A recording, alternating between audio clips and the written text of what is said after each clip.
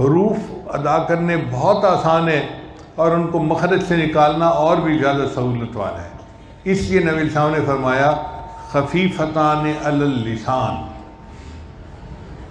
آگے فرمایا ثقیلتان فی المیزان، میزان میں وہ بہت بھاری ہوں گے۔ چنانچہ حدیث مبارکہ میں آتا ہے جو بندہ سبحان اللہ پڑھتا ہے تو آدھا میزان نیکیوں سے بھر جاتا ہے، والحمدللہ تملأہ، اور اگر وہ الحمدللہ بھی ساتھ پڑھ لیتا ہے تو پورا میزان نیکی سے بھر جاتا ہے۔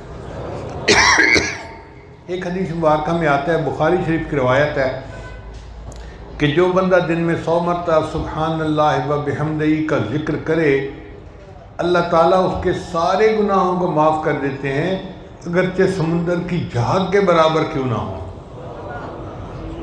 اب آپ سوچئے سمندر کی جھاگ کتنی زیادہ ہے، اتنے گناہ اللہ معاف کر دیتے ہیں اگر 100 مرتبہ سبحان اللہ و بحمدہ کا ذکر کر لیا جائے۔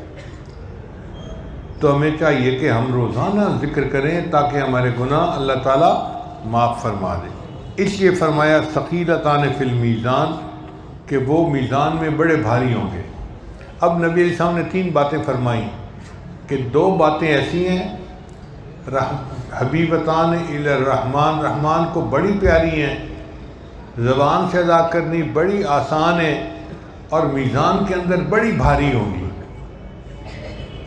اب ان باتوں کو سننے کے بعد سننے والے کا دل کرتا ہے کہ جی اب بتا دیں وہ کیا باتیں ہیں۔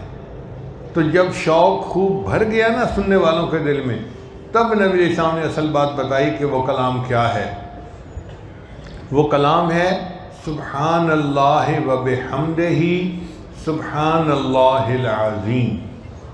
آپ بھی چند مرتبہ پڑھ لیجئے سبحان اللہ و بحمدہ سبحان اللہ العظیم۔